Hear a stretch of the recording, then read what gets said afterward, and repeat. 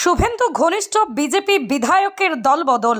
4 দিন আগে নিজের নিরাপত্তা ছেড়ে দিয়েছিলেন বিজেপি বিধায়ক তাপসী মণ্ডল। তখন থেকেই শুরু হয়েছিল জল্পনা।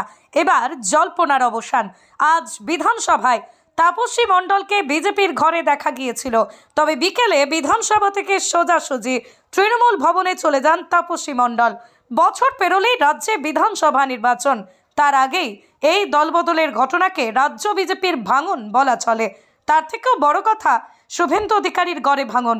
তাপসী মণ্ডল আদতে শুভেন্দু নেতৃত্বাধীন পরিষদীয় দলের সদস্য ছিলেন। 2026-এর ভোটের আগে এই দলবদলে বিজেপিকে অস্বস্তিতে ফেলতে পারে তা মনে করছেন রাজনৈতিক বিশেষজ্ঞরা। অত্যন্ত আনন্দের যে আমাদের বিধায়িকা তাপসী মণ্ডল মমতা বন্দ্যোপাধ্যায়ের উন্নয়ন যজ্ঞে আজকে সামিল হচ্ছেন। তার কারণ বাংলায় রিয়েলিটি হচ্ছে, বাংলার মানুষের হৃদয়ে রয়েছেন মমতা বন্দ্যোপাধ্যায়। মানুষের আস্থা, বিশ্বাস, ভরসা হচ্ছে মমতা বন্দ্যোপাধ্যায়। আর এই মমতা বন্দ্যোপাধ্যায় 94টা সামাজিক প্রকল্পের মধ্যে দিয়ে আজকে প্রান্তিক মানুষ, শ্রমিক, কৃষক, ছাত্র, যুব, মহিলা, সংখ্যালঘু, এসসি, এসটি, ওবিসি, মধ্যবিত্ত, নিম্ন মধ্যবিত্ত মানুষ সকলকে নিয়ে এগিয়ে আসার একটা প্রয়াস শুরু করেছিল।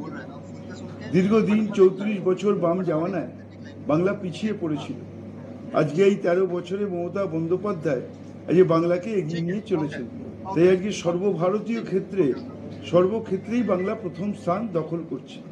তাই একজন মানুষের সেবক হিসেবে তাপসী মণ্ডল তিনি চিন্তা করেছেন, যদি মানুষের পাশে থেকে মানুষকে কাজ করতে হয়, মানুষকে এগিয়ে নিয়ে যেতে হয়, তাহলে মমতা ব্যানার্জির আদর্শ অনুপ্রাণিত হয়ে তার কর্মযজ্ঞেই সামিল হতে হবে।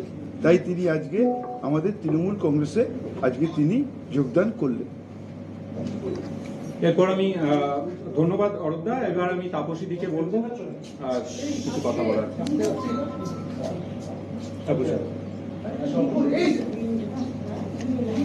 নমস্কার, আমি তাপসী মণ্ডল, বিধায়ক হলদিয়া 209 হলদিয়া বিধানসভার বিধায়ক।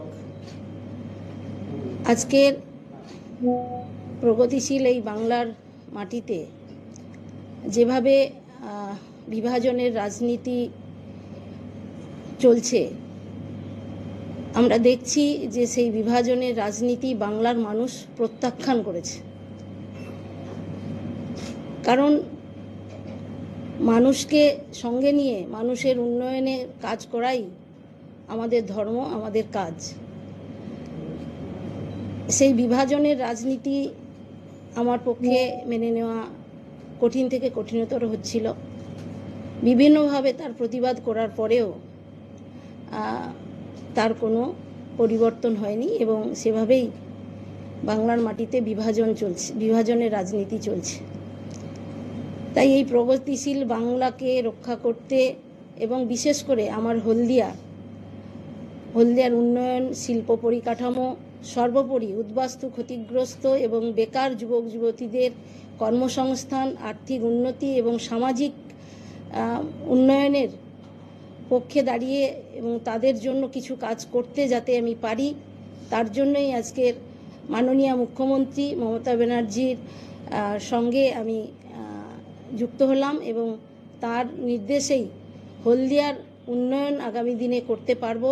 শুধু হলদিয়া নয়, হলদিয়া সহ পূর্ব মেদিনীপুর জেলার সামগ্রিকভাবে এই বিভাজনের রাজনীতি বন্ধ করে প্রগতিশীল রাজনৈতিক প্রেক্ষাপট প্রতিস্থাপনের জন্য সচেষ্ট হব এবং সকলে মিলে বাংলার মানুষের সমস্ত স্তরের মানুষকে সঙ্গে নিয়েই আমরা আগামী দিনে একটা সুন্দর বাংলা তৈরি করব এবং এটা অব্যাহত থাকবে, এই উন্নয়নের ধারা অব্যাহত থাকবে, এই আশা রাখি আমি।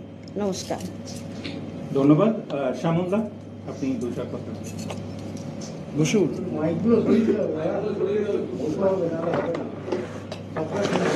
ঠিক আছে, একটু জোরে বলুন তাহলে। নমস্কার, আমি শ্যামল মাইতি। বেশ কিছুদিন ধরে আমরা বিজেপির মধ্যে একটা লক্ষ্য করছি যে গোটা বাংলার যা ঐতিহ্য,